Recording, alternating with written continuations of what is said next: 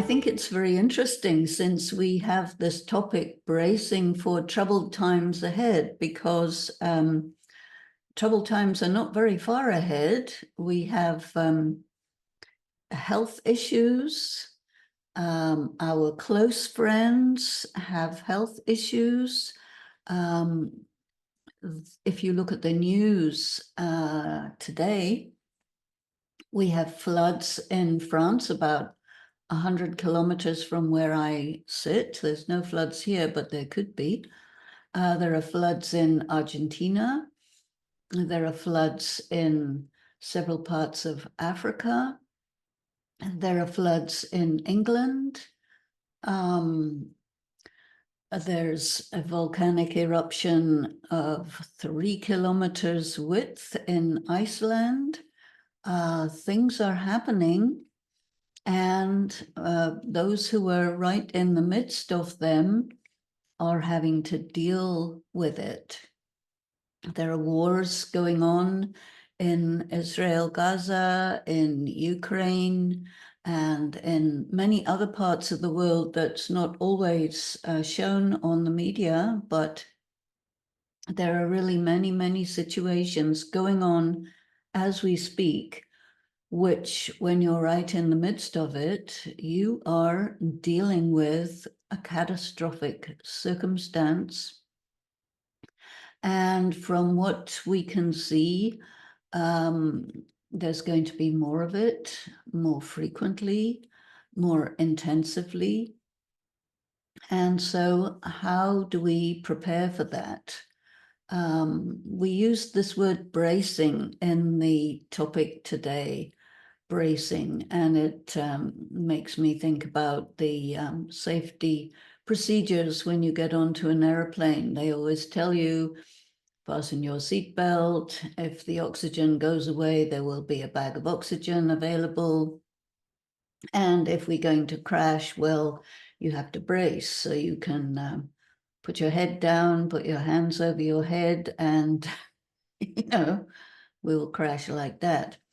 And I don't know whether it will protect you, but it might. Sometimes it's very good protection if there's a very bumpy, stormy flight.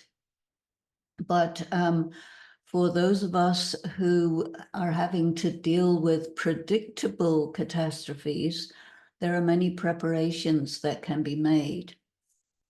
And for those of us who have been students of Raj Yoga for quite some time, we hear from time to time that there are going to be natural calamities, there are going to be civil disturbances, there are going to be war situations, there are going to be disturbances in the home, in your street, in your city,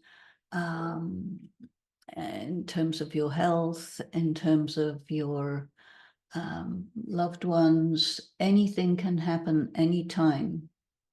And so therefore, we have to be prepared.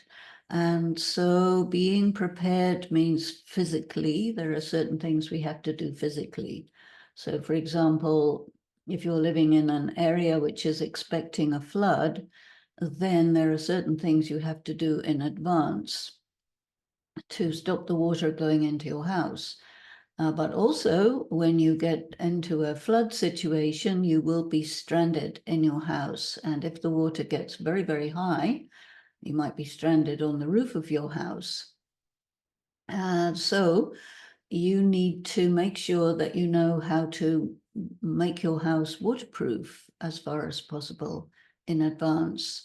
And that one of the things we were always recommended is make sure that you have a good supply of food and water. And I remember for some of the people in India, when the COVID lockdown came, which was very good practice for all of these things, COVID lockdown. There were some places in India where they would seal off a whole area, and then people could no longer go shopping. And so one of my close friends was in such an area and had to live on just rice and lentils for quite a long time because there was no possibility of getting any fresh vegetables or going shopping or anything. And so this is very, very helpful if you have a stock of at least non-perishable materials to eat and something to drink and water. One of the things that happens when you have any kind of catastrophic situation is the electricity is turned off. And so one of the things that's very easy to get is a little solar panel so that at least you can charge up your cell phone and stay in touch with people. At least you can get a little bit of light in the night. So all these simple little things are just good to have, because once something strikes, then you can't get prepared. You have to be prepared in advance. And if an earthquake is going to happen, and I lived in earthquake-prone area in California quite a bit, and I've experienced a big one, like a 7-point, more than 7-point earthquake. And there, when you have a very big earthquake, you don't know how long it's going to go on for. It begins, it might be 15 seconds, 20 seconds, 2 minutes, 3 minutes, 5 minutes. The longer it goes on, the more it shakes, the more it destroys. And what is needed is, of course, the power of meditation.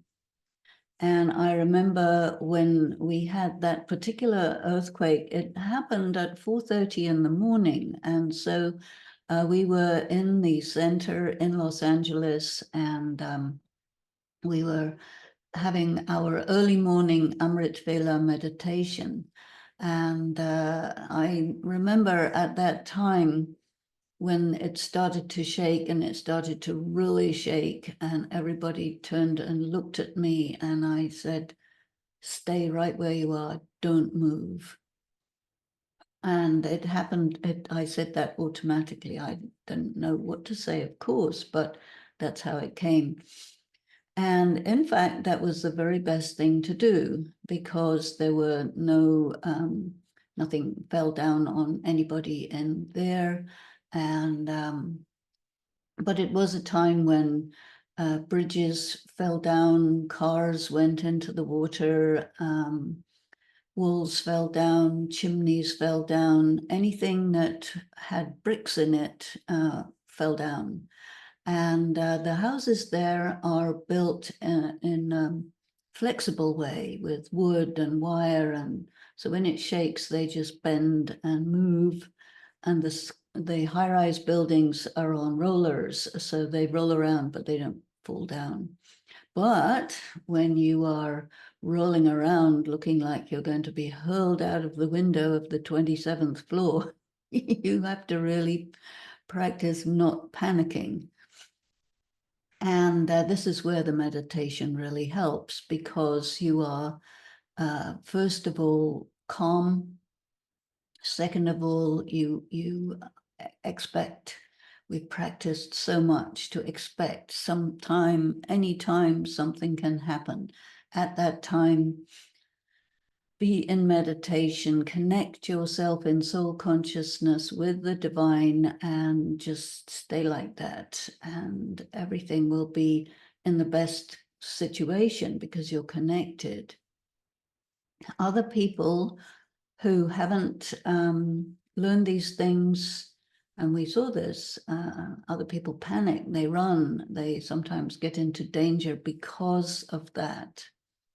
And interestingly enough, many, many people turned up at our place. And this is because they knew, they thought, they felt, I'm not sure, but they thought it was a safe place. And so, yes, we took in whoever was there. And when you get a big earthquake, you get 10, 20,000 aftershocks. Some of them are quite big.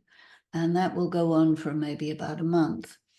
And sometimes people can get really panicky around those things. But again, with a spiritual practice, you can, in a funny sort of way, you can talk to the earth and say, okay, now quiet now, everything's okay, just like it's a disturbed little child or something.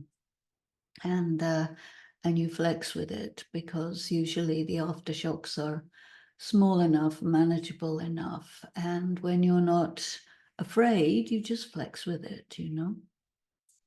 We've had other situations where there were huge forest fires, and California is pretty famous for catastrophes. And so there was one fire which actually destroyed an entire town over a few hours. And it was a really very terrible thing. And again, the people came to our retreat center in Northern California, and just everyone was welcome, and they felt safe, and they felt comforted, and they had food, blankets, whatever was needed. Because the main problem when something happens is anxiety, fear, panic, all kinds of emotions are happening. And because the way we have been learning meditation and become aware of all the possible things that could possibly happen, different areas are prone to different kinds of natural disasters, and so be ready physically. There are so many others. I was recently somewhere where there were volcanoes going off, but not badly, just clouds of ash, but not too bad, not like a really big one. But if that is your area where there are volcanoes and ash, then you know that you have to put a mask on because you will damage your lungs. You know that you have to go inside. You know that it will cause damage which will last for several months. And so you need to be ready in that way. There are a lot of hurricanes happening, more and more hurricanes, storms, tropical storms, cyclones. And there you get the wind, you get trees coming down. And so usually these things are told in advance. And so the local authorities will tell you to evacuate, to move to higher ground, to move to safer place. And you must do that. Sometimes people just refuse to do it, or they think it's not really going to happen, and then they get into trouble. But physically, there are many, many things we can do. And the other thing is to be prepared psychologically. And our meditation practice and study is a long, lifelong practice and study, which means we hear about the possibility of these things, and we have many, many opportunities and much time to imagine different scenarios and imagine different ways in which you can keep yourself free from panic, and that you can manage what happens. I remember one time I was immediately after a very, very major catastrophe, where there had been sea surges, which is like tsunamis, and wind, very, very strong wind, and very terrible circumstances, which destroyed the whole area. And I was there just afterwards. And people were asking me, why did this happen? And this is what happens in people's minds. Why? Why me? Why us? Why here? Why now? Because it's a natural human response to say, I need to be able to find the reason.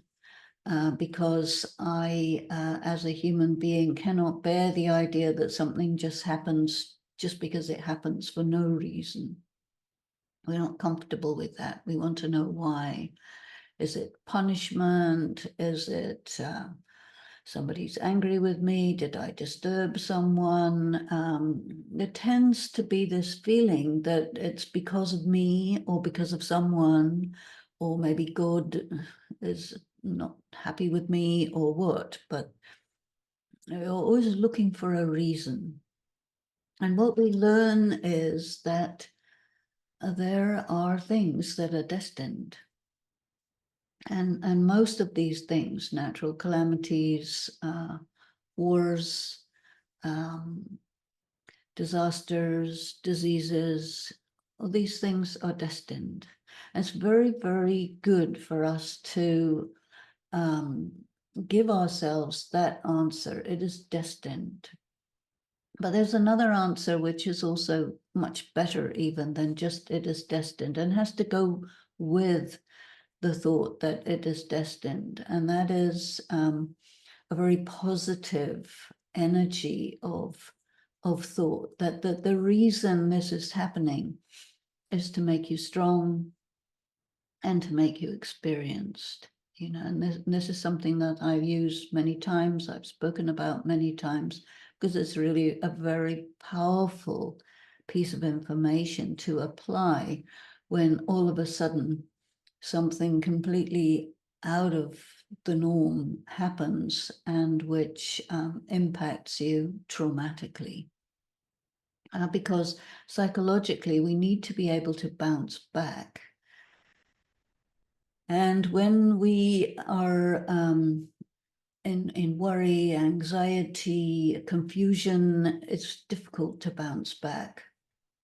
If you have a stock of points of information, spiritual information that you can apply quickly, then it becomes quite easy to bounce back. And the other thing that's very much part of our practice is the practice of being with God. I'm the soul, I'm immortal, I'm the child of God, I am with God, and whatever happens, I am with God, God is with me, that's okay. Because eventually that's a permanent state of affairs. And these untimely catastrophes, they come suddenly and then they go. Sometimes things come in a big way and they stay for a long time, but eventually they go. Like, for example, there are wars going on, and I've been in connection with some people who have been in the midst of bombings and in shelters, and but very well prepared physically. And because they're also meditators and students of Raj Yoga and teachers, they have access to all these points of information, which are practically like second nature. And when the mind produces some question, some emotion, some big wave of feelings, then you can respond to that from the inside, saying, yes, I understand, this is very traumatic, and it won't go on forever, and we are with the Supreme Being. And even if in the worst possible situation, even if something happens and I will leave the body, then I know how, and I know to go to God and to let myself disengage from the body. Because when something like that happens, time slows down drastically, and you have lots of time to decide how to position yourself spiritually, psychologically, mentally, and you will know, okay, now that's it, I'm going. And so here I am, I'm fine, I'm going to the Supreme Being, and it's fine. It is destined. It is so. It's okay. I am ready, you see. And so spiritually, one also has to prepare oneself. There can be injuries, there can be loss of other people, there can be many sorts of things that can happen, which you survive or which you don't survive. But either way, we have learned about, adjusting to sudden and new change of circumstances. And we learn, okay, whatever we were thinking it was going to be, okay, it's not going to be that. So forget about that. Now, where are we right here, right now, and deal with it, being right here and right now. So these are very, very amazing practical consequences of a long-term study and practice of Raj Yoga, because it is very much being done in the circumstance which is long-term change in the state of the world. We all hear frequently about climate change, and we hear how climate change impacts people because it creates more intense calamities and natural disasters. There are higher temperatures in the summer, lower temperatures in the winter. There's instability, and it's not going to go away. Some people, they pay a lot of attention on things you can do to alleviate the difficulties through a certain practices to care for the planet. But, ultimately we know because of our study and our practice that the whole world is changing. The natural world is changing. And so it changes gradually with every so often some bursts, some bumps, and then we have to deal with those bursts and bumps. Overall, in the long term, we know that the status quo is shifting totally to something new. And we know that things are happening politically, things are happening socially. There's a lot of change. And when there is change, you have three possible positions that you could take. So some people have described it as a bell curve. And so you can imagine a bell. And so on one side, there's the people who are a few who want to prevent any changes from happening. And so they try and stop everything new from happening and try and keep everything the way it always was. And on the opposite side of the bell curve, you have a few people who are really keen on the change, they're agents of change, and they are pushing forward to facilitate the change. And then there's the majority of people who are in the middle, and that's, of course, most of us, yeah? And so which way will we go? We will go according to which is stronger on the edges. So if the people who are trying to hold back the change are strong, then we go that way. And if the people or even the circumstances that are causing maximum change are in force, then we go that way. Because the overwhelming majority of people are influenced by what looks like it's going to be, even though you're not part of what's making it happen, but you are affected by it. So you go that way or this way. But we know from our studies and practices that this is what it is. The world is in transition. We are changing. And in fact, our own personal spiritual practice and meditation is to establish and sustain and learn about how change takes place within the self, the inner being. And for that, we have the knowledge of the time cycle. And the time cycle, when it comes to an end of one cycle, then it gets ready to change to the next cycle. And that's a big transition period. So you go from a time when everything is weak and depleted and it has a tendency to fall apart. But what you're going to is a completely rejuvenated, renovated world, self, circumstances, society, where everything is the very, very best that it can be. But in order to get to the very, very best, you have to go through the very worst. Sometimes I tell people, well, you want to go to heaven, that's good, but you have to go through hell to get to heaven because it's on the way.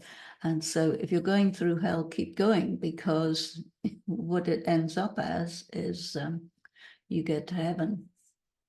And so that way, when you look at it in that way, you are not you're not nearly so disturbed by very negative situations. And you know that it will resolve itself sooner or later, and you will get through, and it will be a very beautiful sunny day on the other side. And so you are not ready to give up or get confused. And this puts you in a very empowered state. And all this is psychological. It's also spiritual. It's also mentality and attitude. And another thing that's really very, very helpful is the ideas and practices that we've learned about dealing with loss. Because every so often, someone that we love and care about is taken away from us. They may die, they may get lost somewhere, somehow. And we have to be able to let go of the physical form, knowing that spiritually that soul is forever. That soul, if they leave their body, they go to God, they may reincarnate, but no one ever gets lost. In the same way, things, a big disaster may happen and it might break your house and all the things in it. And if you look at the experiences of people who have been through, like they lost their house because of a brush fire or because of an explosion or a flood or a rogue wave or something which can just destroy everything that you think is solid in a second. And what they said is the most precious things that they lost, which were irreplaceable, were the photographs and memories. But even now, because of our devices, all our photographs are on a cloud somewhere, so even they can be restored. But that's the nature of things. They come, they're with us for a while, then they disappear. There's so many things in your life, so many possessions that you had maybe 30, 40 years ago. You think, oh, what happened to that thing? It disappeared. You don't know where or when or how, but it kind of disappeared. I mean, I think that's the case for a lot of people. And so we position ourselves as comfortable with things, people, places. They come, they're with us for a while, and then they go. We, the self, the soul, we remain forever, but with different people in different places, with different things, different circumstances. And that is the nature of life. And so whenever there is something drastic, we still apply these principles in our minds and say, okay, well, this is the day when this goes. And so, okay, let it be, and move on, move forward. And this is called detachment. Detachment's a very interesting principle, and sometimes people understand it well, some people don't understand it well at all, and they think that avoiding, denying, closing, freezing, that is detachment, but it's actually not. Detachment is something very fluid, that you become very aware of all the things that you are attached to, or the people that you are attached to, and you prepare yourselves that one fine day either I will go or they will go, and when that happens, it happens, and so you just have to just allow that to happen and know in advance that nothing is forever except myself. I am forever. My connection with the divine, that is forever. And all other people are also forever, but not in those forms that we recognize them by. The soul is invisible. It is an energy. And we don't really know people by just their soul energy, although if we're good and sensitive, we will. But mostly we remember people with their face and their history, our history with them, what happened, what they did, their influence on us. And these are all our memories. Now, our memories can be held, but there are, after some time, they are memories.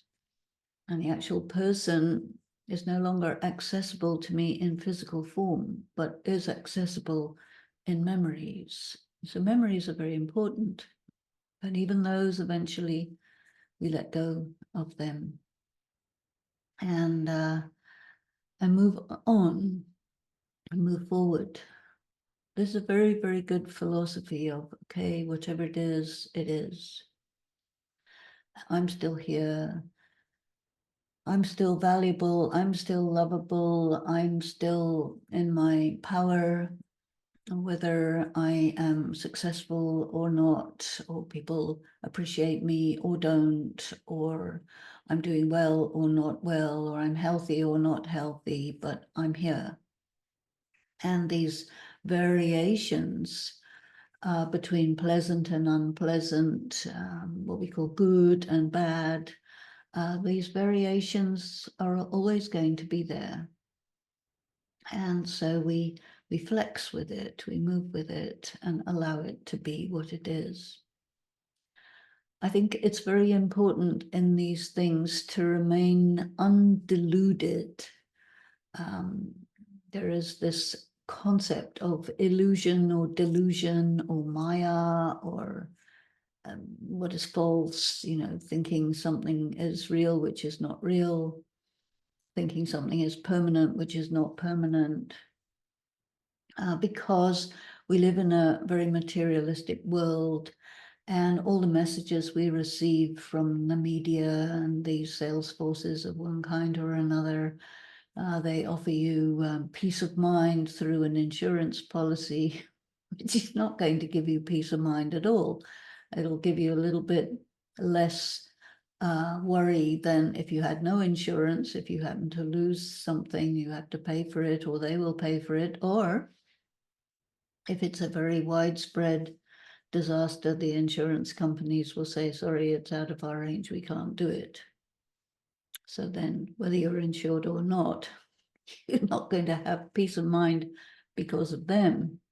But you can have peace of mind by understanding the principles of spirituality and understanding your value and the connection between yourself and the divine, and your understanding about just the way the world is, that is much more valuable than physical objects or even physical people.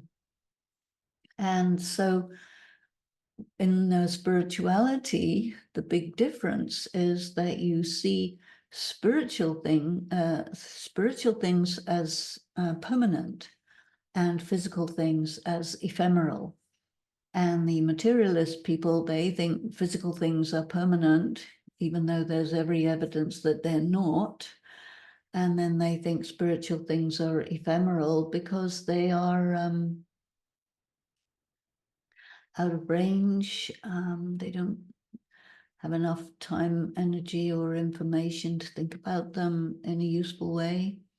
Maybe they're prejudiced against giving importance to the spiritual, because the world we live in is very dedicated to materialism. And of course, there are religious concepts, but even the religious concepts, in so many ways, they're very physical, very material. And, this is why some of these conflicts that are going on in the world are because of disagreements about religious matters. And I think it's quite interesting to make a difference between religious and spiritual, because religious matters can be argued about because there are different approaches. But spiritual matters are very deep and they're very subtle. And while you can discuss the concepts, but the actual contact with the spirit that you have as an individual, that's not under discussion. That's a private thing. It's a powerful thing.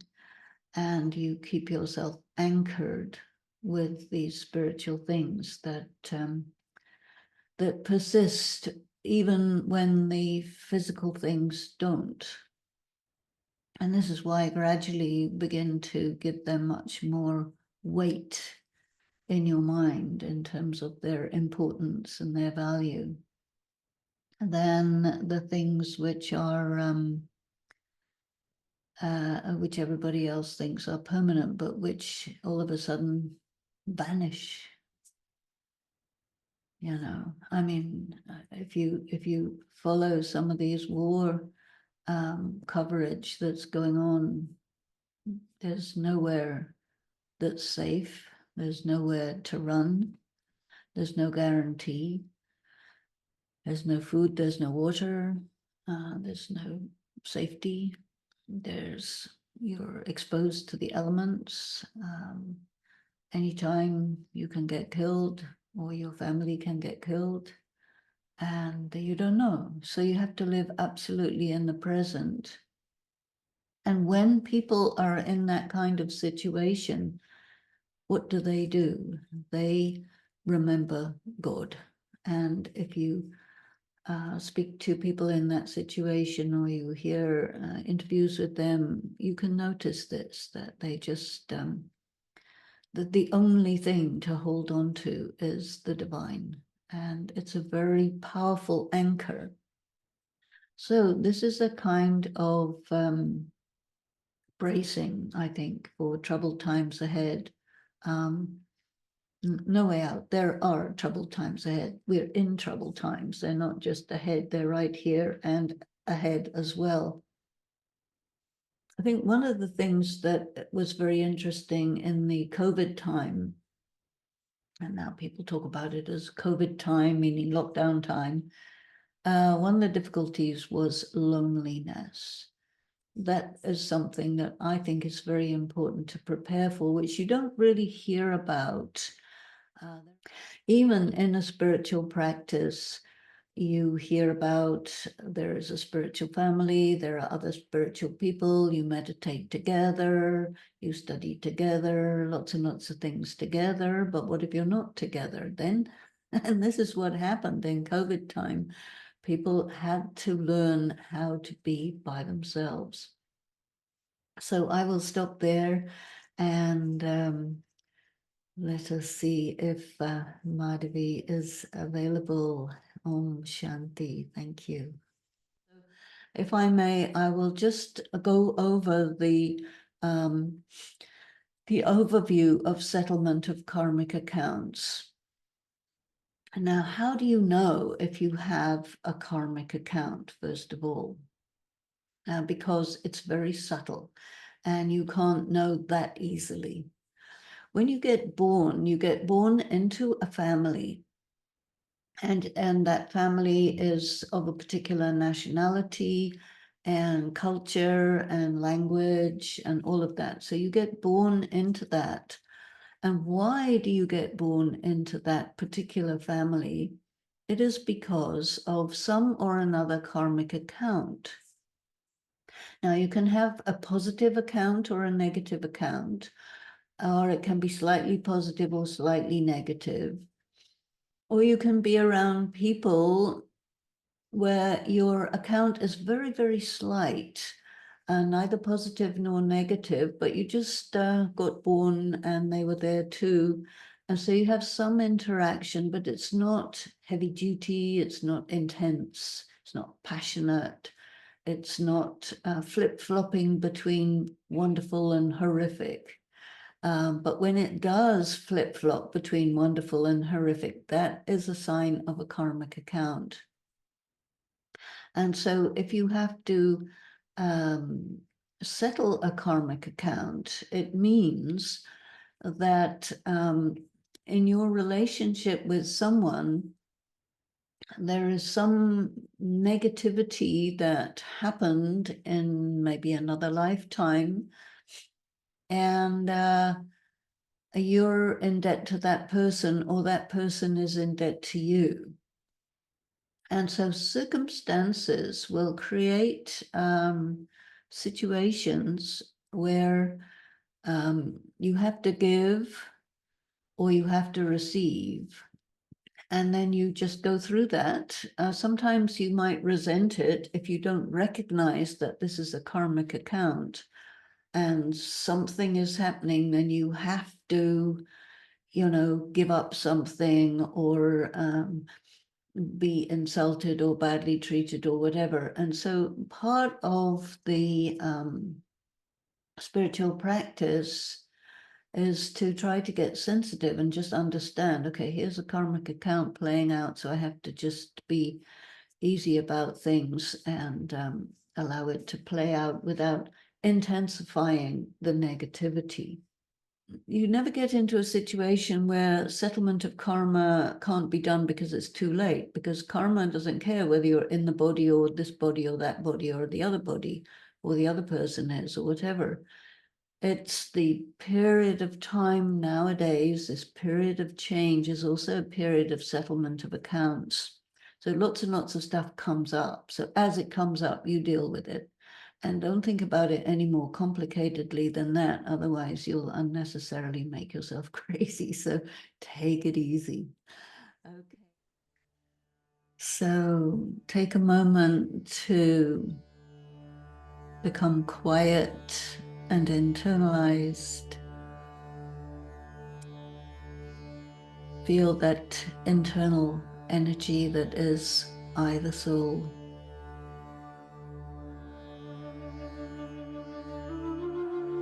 And go gently into stillness, silence.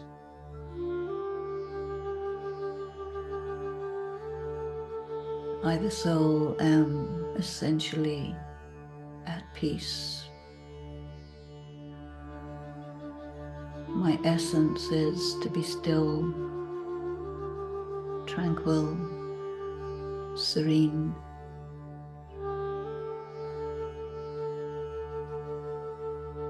In one thought, I can go beyond the world of sights and sounds into the world of light and stillness.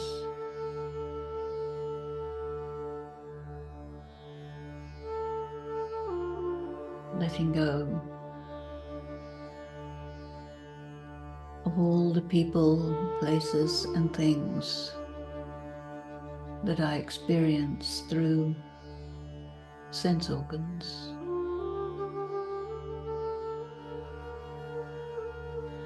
And for a little while, just focus on being.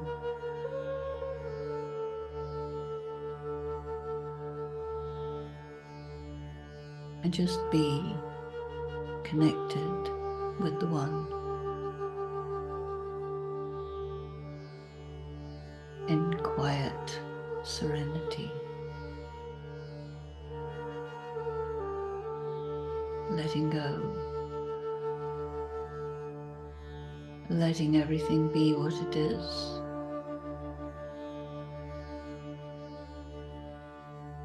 and hand over my worries and concerns to the Supreme Being and to the eternal predestined drama.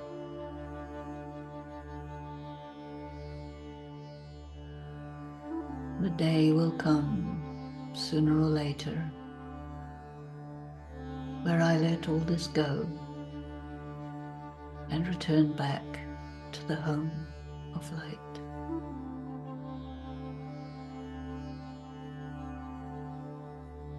So in preparation, let me just be still and be connected with the One above.